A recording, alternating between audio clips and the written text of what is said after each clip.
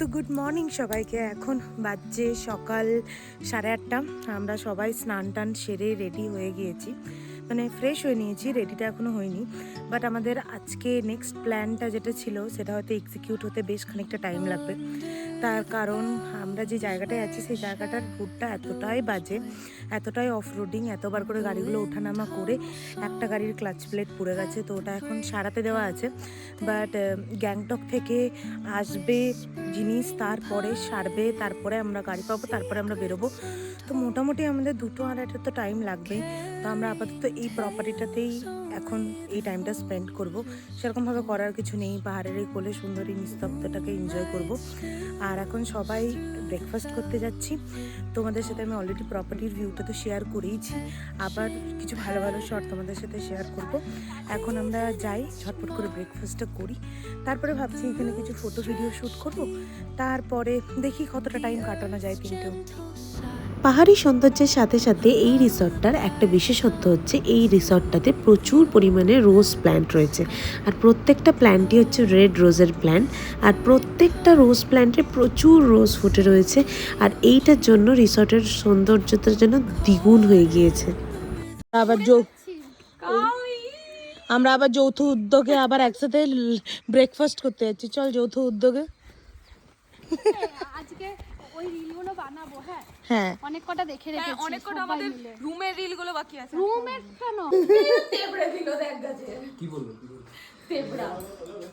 হ্যাঁ, আমাদের ব্রেকফাস্ট চলে এসছে, গরম গরম ম্যাগি। তাহলে বাপি মোমো ছবি দেখেছে, দিয়ে বাপি মাকে বলেছে আমারও মোমো এই যে গরম গরম ম্যাগি, আমাদের ব্রেড অমলেট আর অদিতির ব্রেড অমলেট। এই পালিয়া সোজা সোজা সোজা যাবে, বিগবি নেই। ওরা কি করছিস রে? এরা কি করছে দুজন মিলে? দেখ একবার। কিউরিসিটি তো হলো না, আবার একজন গেছে। চলছে দ্রোণ ওড়ানো এদের।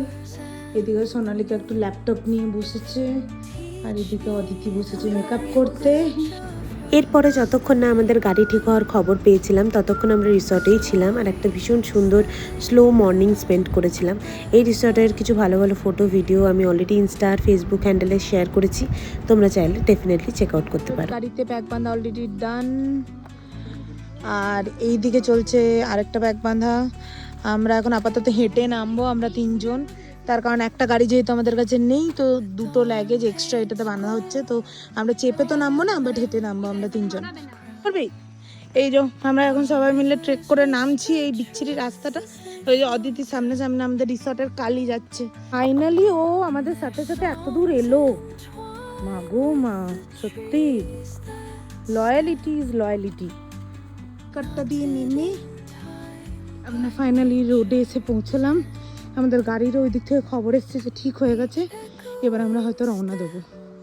তো যখন আমরা রওনা দিয়েছিলাম তখন প্রায় বিকেল গড়িয়ে সন্ধে হতে চলেছে। আর যারা তোমরা এর আগে সিল্ক রোডের সাইডে এসছো সিকিমের, তোমরা হয়তো জানো যে এই দিককার রোড একদমই ভালো না।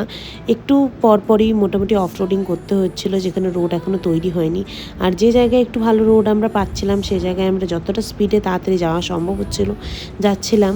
আর তাছাড়া বাজে রোডগুলোকে তো আমাদেরকে একটু আস্তে আস্তে চালিয়ে যেতে হচ্ছিলো। 20 কিলোমিটার রাস্তা পেরিয়ে আমরা এই জায়গাটায় দাঁড়ালাম খাবার জন্য মোমো। আর এই দোকানটাতে দেখলাম এইরকম টাইপের জিনিসগুলো আছে, তো জিজ্ঞাসা করতে জানতে পারলাম যে এগুলো ইয়াকের মিল্ককে ড্রাই করে এরকম শক্ত শক্ত বানায়, আর সুপারির মতন করে এরা খায় বডি হিট রাখার জন্য। কি বলতে চাস তুই এই ব্যাপারটা? কিছু বলতে চাস? আপরে লঙ্কার গুঁড়ো রে। ওখানে দেখা কি আছে না?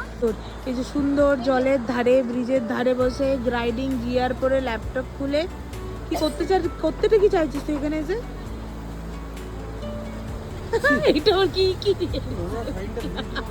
আমাদের মোমো চলে এসছে, মোমো এই যে আর কয়েকজন ম্যাগি, ওই যে ম্যাগি চলছে।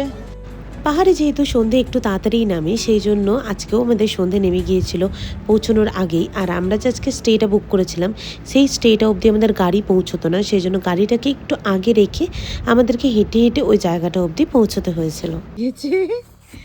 ও ঢুকছে এখানে, আমাদের বাইরেই আমরা জুতো খুলে রেখেছি। এই যে হচ্ছে আমাদের টেন্ট, বাইরে আমরা লাগেজ রেখেছি। এইটা হচ্ছে একটা বাইরে সিটিং এরিয়া, আর তার সাথে এটা হচ্ছে আমাদের টেন্ট। আর এই দিক থেকে খুব সুন্দর একটা ভ্যালি ভিউ। সকালে ভিউটা হলো ভালো করে বোঝা যাবে, বাট রাতেও খুব সুন্দর লাগছে। সারাদিনের ক্লান্তির পর যখন ফাইনালি ওখানে গিয়ে পৌঁছলাম তখন দেখলাম আমাদের জন্য বনফায়ার রেডি। আমরা স্টে করছিলাম টুরবিক্স নামের এই প্রপার্টিটাতে, যেখানে আমরা টেন্ট স্টে করছিলাম আর আমাদের বনফায়ার ইনক্লুডেড ছিল। আজকে আমাদের সিকিম ট্রিপের লাস্ট নাইট, তাই বন্ধুরা মিলে খুব সুন্দরভাবে গান, আড্ডা, গল্প, হাসি মজাতে আজকে সন্ধ্যাটা মাতিয়ে রেখেছিলাম। তোমাদের সাথে দেখা হচ্ছে আর একটা নতুন ভিডিওতে। ততক্ষণের জন্য বাই বাই।